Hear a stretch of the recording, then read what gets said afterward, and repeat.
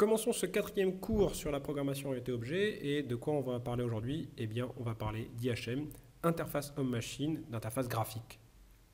Alors, qu'est-ce que c'est qu'une interface graphique? Essentiellement, une interface graphique, ça permet de voir le contenu qui est stocké par exemple dans une application, mais aussi et surtout d'interagir, de demander la réalisation de traitement qui est proposée par l'application.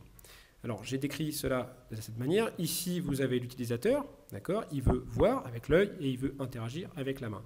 De l'autre côté, vous avez l'application. Et cette application, vous voyez, je l'ai déjà structurée avec trois types d'objets.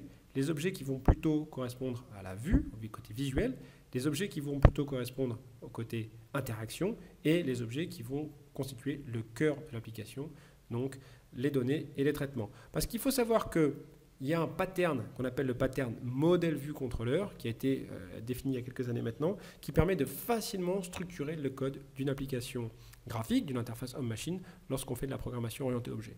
Alors on a ces trois entités dans une interface graphique. On a le modèle, la vue et le contrôleur. Alors moi je vais commencer par décrire la vue, parce que la vue c'est relativement simple. La vue c'est tout ce qui est graphique. Dès qu'il y a quelque chose qui est visible, ça fait partie de la vue. Donc c'est pour ça que j'ai mis un petit œil dessus. Donc si vous avez des images, du texte, des boutons, tout ça, ça fait partie de la vue. Ensuite, le deuxième type d'objet qui est assez facile à comprendre, c'est l'objet métier. Donc ça, c'est ce qu'on appelle le modèle. Donc lui, il va contenir l'information, la donnée de l'application, mais aussi les traitements qui sont réalisés par l'application. Donc c'est vraiment le cœur de l'application, c'est ce qu'on appellera le modèle. Le troisième type d'objet, donc c'est le contrôleur, c'est lui qui va gérer les interactions. C'est lui qui va gérer, j'ai mis la petite main, les clics sur des boutons, les saisies d'informations au clavier, etc. Donc là, on va se poser la question, comment on construit ces objets, et ensuite on va voir comment on les lit. On va commencer par l'objet le plus simple, la vue. Alors il faut savoir que quel que soit le langage de programmation, et c'est même vrai pour les applications web, n'importe quelle interface graphique est décomposée avec trois types d'objets. Vous avez d'abord les widgets. Donc les widgets, c'est vraiment ce qui est visible, et c'est le niveau atomique. Donc vous avez par exemple les images, les boutons, les champs de texte, toutes ces informations qui sont visibles et qui ne sont pas décomposables, c'est ce qu'on appelle des widgets. Alors ces informations visibles et pas décomposables sont rassemblées dans des conteneurs, qui peuvent être des fenêtres ou bien des sous-zones d'une fenêtre. D'accord ? Et ensuite, le troisième objet, le troisième type d'objet qui n'est pas forcément très connu, qui s'appelle le layout, c'est lui qui va définir la façon dont sont positionnés les widgets dans un conteneur. Donc c'est lui qui va dire si les widgets sont mis les uns à côté des autres ou les uns en dessus des autres, etc. etc. Et c'est lui qui va dire aussi la façon dont ces objets, dont ces widgets bougent lorsqu'on redimensionne la fenêtre. Alors, donnons un peu de concret. On va présenter un petit exemple. Cet exemple, voilà, il est là. C'est une fenêtre très simple avec un champ de texte et un label à côté. Alors, commençons le développement de cette application, et c'est toujours important de le voir avec des objets. Donc, j'ai un premier objet qui est là-haut, qui est la fenêtre complète. D'accord ? C'est le conteneur. Alors, ce conteneur, il va contenir des widgets, mais il peut aussi contenir des conteneurs. On peut avoir une hiérarchie, c'est ce que j'écris ici, relation hiérarchique. On va avoir une hiérarchie, un conteneur qui contient des conteneurs, etc., jusqu'au widget. Donc là, ici, il y a une hiérarchie qui est super simple. J'ai ma fenêtre qui contient deux widgets, le champ de texte ici, et le label ici.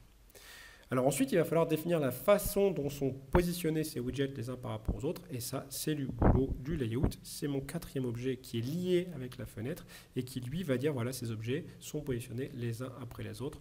On va voir que ça s'appelle un flow. Ok, alors comment ça marche en Java? En Java, ce qui est bien, c'est qu'on a tout plein de classes qui existent, qui s'appellent les Java Swing.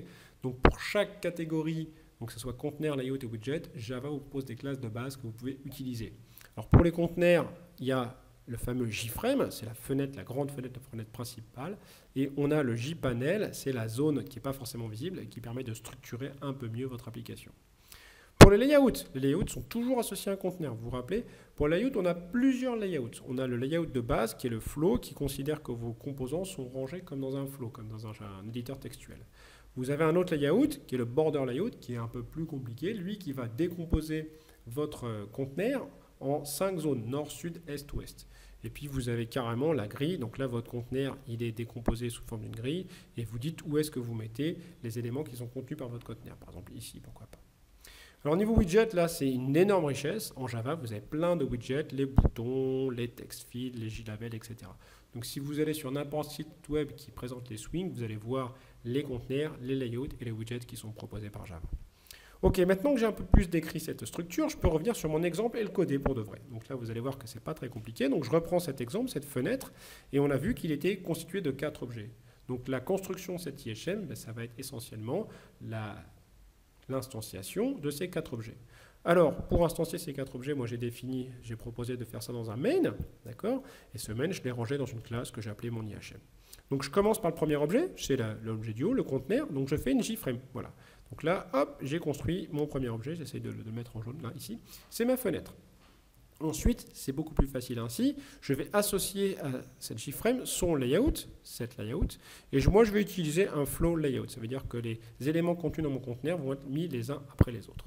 Mais ensuite, je n'ai qu'à ajouter les deux widgets, le text field et le new label, et j'aurai ainsi défini mon interface graphique. Vous voyez, ce n'est pas très compliqué que de faire une vue. Alors après, Java vous conseille de faire un pack pour donner la taille à tous ces éléments et de dire qu'ils sont visibles. Donc si vous exécutez ce code-là, vous verrez quasiment la même interface que moi. Ok, maintenant que j'ai fait la vue, il me reste à voir les deux autres parties de mon pattern MVC. Donc à savoir le modèle, le contrôleur. Je vais commencer par le modèle. Alors le modèle, c'est les objets, un ou plusieurs objets de l'application. Donc qui contiennent les données de l'application et qui contiennent le traitement de l'application. Donc ça, on connaît.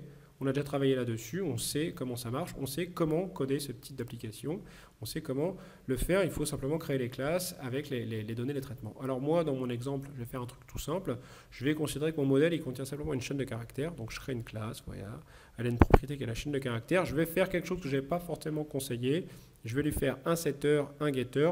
Pourquoi je fais ça? Parce que je sais que mon application, elle aura à modifier ces informations. Par exemple, quand je vais cliquer sur mon clavier, quand je vais remplir une zone de saisie, je vais mettre à jour mon modèle. Alors, j'ai rajouté une petite opération ici, save. Je n'ai pas mis le code parce que je n'avais pas envie de m'étendre. Mais bien souvent, le modèle a une opération save comme ça qui va permettre de sauvegarder les informations du modèle dans une base de données ou dans un fichier.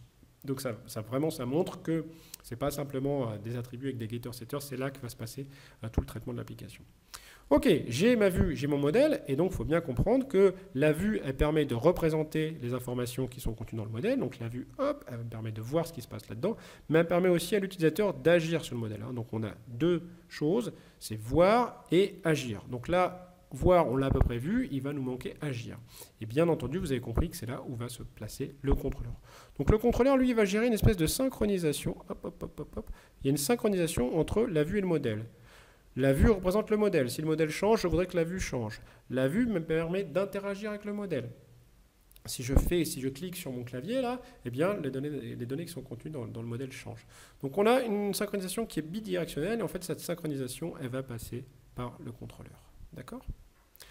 Alors, comment ça marche? Il faut revenir un petit peu plus sur ces deux façons de synchroniser. Hein, d'accord? C'est très important. Donc, la première façon, la plus naturelle, c'est l'utilisateur va cliquer quelque part, soit sur son clavier, soit sur sa souris, mais il va cliquer sur cette interface graphique. Alors, toutes les interactions qu'il va faire sont redirigées par le contrôleur. Le contrôleur est au courant que l'utilisateur a fait quelque chose. Donc, une fois qu'il est au courant que l'utilisateur a fait quelque chose, il peut, lui, communiquer avec le modèle pour dire, ben voilà, change ton modèle ou exécute tel traitement. Alors, ce traitement ou ce changement d'information peut avoir un impact sur l'interface graphique. On peut changer les écrans. Donc du coup, il y a deux façons de faire. Soit le modèle lui-même, une fois qu'il a changé, met à jour la vue, soit c'est le contrôleur, après avoir changé le modèle, qui va changer la vue. Alors en fait, il faut savoir qu'on préfère qu'il n'y ait pas trop de dépendance entre le modèle et la vue. Donc on va plutôt privilégier, vous voyez, ce chemin, c'est le contrôleur qui va modifier la vue. Néanmoins, on verra dans le prochain cours, c'est le design pattern, qu'avec un bon pattern observer, on peut s'arranger pour que le modèle notifie la vue et qu'on n'ait pas de dépendance entre la vue et le modèle, mais ça on verra au cours prochain. Donc ça, c'est vraiment, je dirais, ce chemin-là, c'est vraiment le chemin classique. L'utilisateur clique quelque part sur l'interface graphique, ça modifie le modèle et ça modifie la vue. C'est un schéma qui est vraiment facile à développer en Java, c'est ce qu'on va voir par la suite. Alors, un deuxième schéma que je veux montrer, mais qui est beaucoup plus difficile à coder, surtout en Java, c'est, on imagine qu'il y a quelque chose qui change ici dans le modèle. Alors ça peut être, je sais pas, un lecteur de flux RSS. Donc vous avez une information qui vient d'Internet et qui change dans le modèle. Ce qu'on aimerait pouvoir faire, c'est que le modèle notifie le contrôleur, dit hey, « moi j'ai changé » et que le contrôleur modifie la vue pour qu'ensuite l'utilisateur puisse facilement voir ce qui s'est passé. Bon, ça se code en Java, hein, c'est pas non plus impossible, mais c'est un peu plus compliqué. Donc du coup, je vais plutôt, moi, m'attarder à la première façon, c'est qu'est-ce qui se passe, comment coder la façon dont l'utilisateur interagit directement avec l'interface graphique, et bien sûr, cela pourra faire changer l'interface graphique. Alors pour coder cela, en Java, on a ce qu'on appelle la gestion des événements. Alors il faut savoir que toute interaction, le clic sur la souris, saisir un mot sur le clavier, eh bien en Java c'est un événement, d'accord? Et ensuite cet événement, il faut savoir qu'il est toujours réceptionné par un objet qu'on appelle le listener. Et de plus, Java vous propose plusieurs interfaces, donc là j'en ai mis qu'une, mais il y en a plusieurs, qui permettent vraiment de définir la façon dont ces objets sont au courant que l'événement a eu lieu. Donc bien souvent, on appelle sur cet objet une méthode. Ici, c'est la méthode actionPerformed qui permet de dire à l'objet, il y a quelque chose qui a été cliqué, il y a une action qui a été faite. D'accord ? Donc ça, c'est défini par Java. Du coup, si vous voulez coder le traitement qui sera réalisé si jamais on appuie sur un bouton, eh bien, il faut créer votre propre classe. C'est ce que je montre ici. On crée sa propre classe. Mais votre classe doit implémenter l'interface définie par Java. Du coup, dans la méthode prévue à cet effet, vous écrivez votre code, vous pouvez mettre à jour par exemple le modèle ou changer l'IHM. D'accord ? Alors ça, c'est la première étape. Maintenant, le problème avec cela, c'est pour l'instant, on a simplement dit, voilà, lorsqu'il y a un clic, on exécute ce code. Ah oui, mais ça se trouve, c'est pas toujours le même code en fonction de là où on clique. Donc du coup, il y a un lien qui doit se faire, c'est ce que j'explique ici. Il y a un lien qui doit préciser quel contrôleur on utilise en fonction de quel bouton. Par exemple, ici, tac, si je clique sur ce bouton, c'est ce code-là que je dois utiliser. Donc il faut on associe le bouton au listener. D'accord ? Pour ce faire, c'est relativement simple. Il faut d'abord, bien sûr, avoir construit le listener, donc c'est un bout de code. Je construis le listener. Il faut bien sûr avoir construit le bouton.